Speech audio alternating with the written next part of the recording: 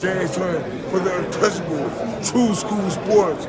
Let's go, baby. Bow! Be careful what you wish for because it can become a reality. Yeah.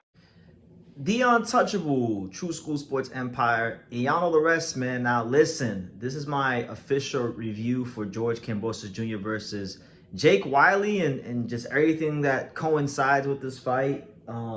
George Kambsos Jr. gets back in the win column. I'll be honest, I think this is probably George's first actual legitimate win since the Lopez fight in 2021, because we know he's lost to Devin twice. He lost to Lomachenko. I thought, and many others believe, he thought he lost Maxie Hughes. They gave it to him. So this is the first time he's won a fight in a long time that wasn't a highly disputed decision or a lopsided loss, right? So congrats to him. You know, Jake Wiley, credit to him. You know, he stepped in on very short notice. Kambsos was supposed to fight the guy from Indonesia, Jordan, who is very popular over there. And I guess he pulled out with a supposed injury, but you know, there's been plenty of rumors of this event not selling well, which is, you know, money was an issue, so that's why he pulled out. Wiley, funny enough, actually bought tickets to go to the fight as a fan because he wanted to go to watch the fight, and he actually winds up fighting Kambsos. And again, credit to him.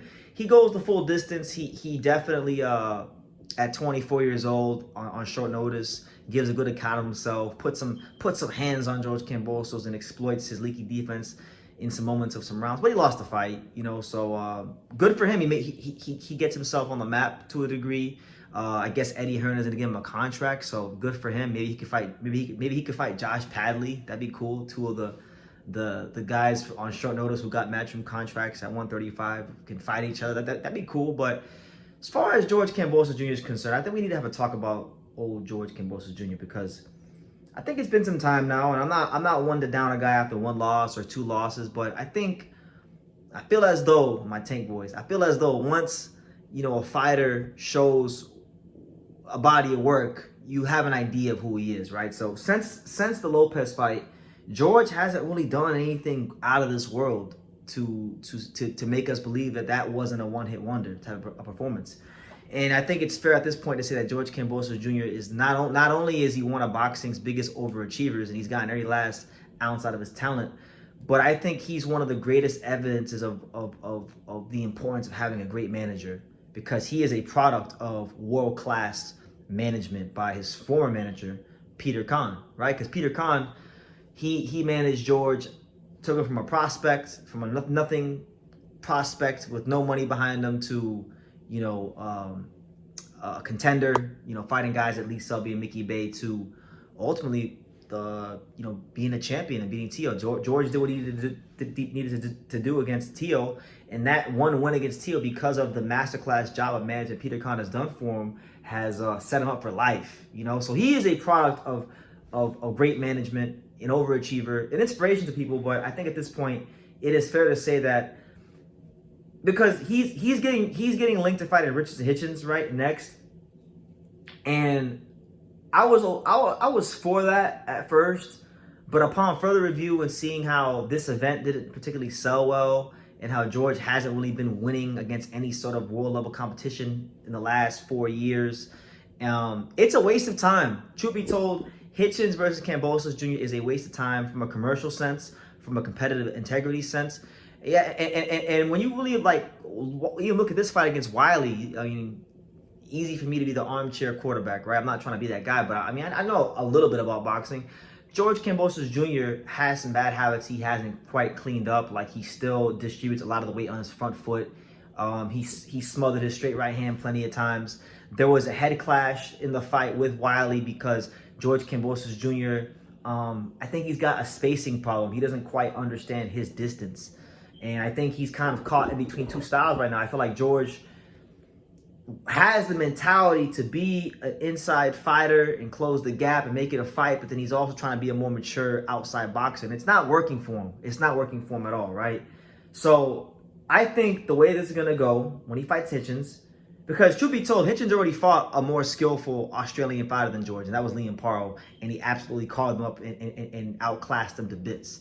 And I don't think it's going to be any different here, particularly because one thing I know about Paro and George when I watch them both fight is Liam has a better understanding of distance than George does. And Liam had a hard time getting past the Hitchins straight right hand and the jab. And so I have zero doubt in my mind George Kambsos Jr. is going to probably win no more than 2 rounds at best and get another loss to put right on his record. And I understand why the fight's happening. Like, Kambsos is a name. It's going to be a voluntary defense. So, you know, Hitchins doesn't got to fight as mandatory right away. But truth be told, man, even if we're talking about voluntaries, I mean, there's better voluntaries out there for Hitchins. I mean, maybe not in a, like I would like to see Hitchins fight Dalton Smith, or, you know, I don't know. Maybe commercially, Kambsos is the best they can do from a voluntary standpoint. But as a boxing fan, I'm saying all this to say that Hitchins should be fighting Subriel Matias. The George Kambsos Jr. fight is a complete waste of time.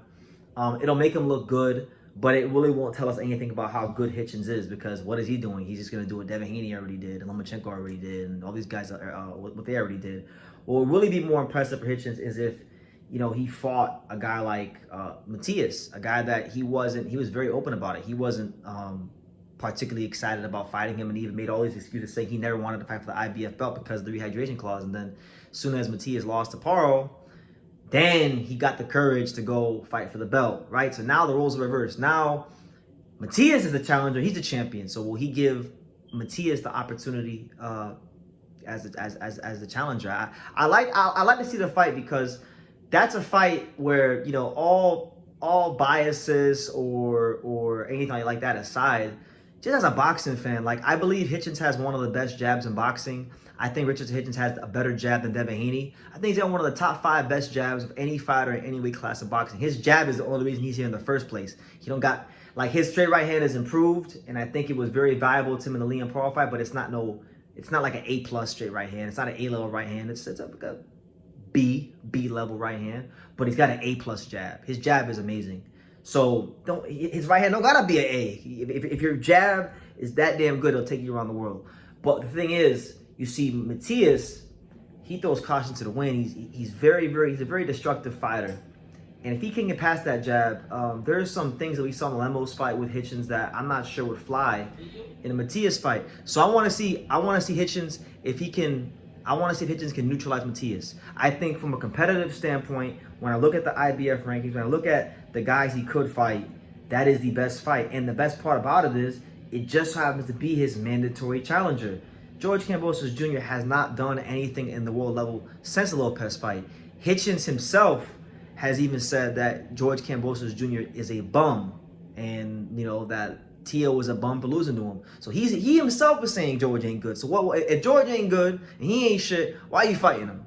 You know, is this gonna be a legitimate way to get a Teofimo Lopez unification fight? Like, if he let's just say if he beats Kambsos to an accumulation stoppage, does that get him a Teofimo Lopez unification fight? Who knows? That's the only purpose I think this can serve. But other than that, there is no purpose for Hitchins versus Kambsos. It's a pointless fight. Hitchins is a better fighter than him all the way around the board, and I would like to see Hitchins fight Subriel Matias. But it's just getting a little agitating, because I see Hitchins just talking about George, and I don't hear him talking about Matias. I don't hear no media asking about Matias. So it's like, I hope somebody does ask him about Matias, because if I see him, I'm gonna ask him about Matias. So Africa, if you see me, I'm gonna ask you about Matias. Just let you know in advance. Not because I don't hate Hitchins at all. I like him as a fighter. I think he's a very good fighter. I didn't even think he was gonna be Paul, to be honest with you. I think his coach won him that fight. I think Lenny Wilson's instructions won him that fight. His straight right hand won him that fight. But he's a very good boxer, and I think that I think he could beat Matias, but I want to see the fight. I think he could beat anybody. I think when Hitchins is one of those fighters. He's not like, Hitchins is not gonna ooh you and ah you, like he ain't no box office superstar talent, but he's very effective at what he does. He's a master at what he does, and that's boxing tall, long, and rangy off that jab, which is one of the best in boxing. And if he's got that jab going and you can't get past it, and he starts mixing that right hand in there, very hard guy to do it for 12 rounds. So I think, you know, the ultimate litmus test for him until he does get those fights against the champions will be Matias, who happens to be mandatory. So I say all that to say, all respect to George Kambsos Jr. and what he's achieved in boxing, but it's a very pointless fight. He's not really showing the growth, and he's not really showing the results to show that he is befitting of somebody who should fight Hitchins. And I'm not trying to, like, I'm at the end of the day, I'm I'm nobody in the grand scheme of things, but I'm just telling you guys what I see from my vantage point as a boxing fan and what I think should happen at 140. But congrats to George on getting back in the win column, and congrats to Lee Wiley on a very tough and courageous performance on short notice. Yeah, let bygones be bygones. We'll be here to talk about it all here on True School Sports. So let me know what you guys think in the comments down below. Make sure you guys take the time to subscribe. And like I say in every single one of these videos, you can love me or you can hate me, but I'm just a kid from Daniel. So until next time, take care, guys. Thank you for watching another video on the untouchable True School Sports Empire. For more great boxing content just like this, make sure you guys click right over here. Keep watching my boy BT put on the best interviews out here.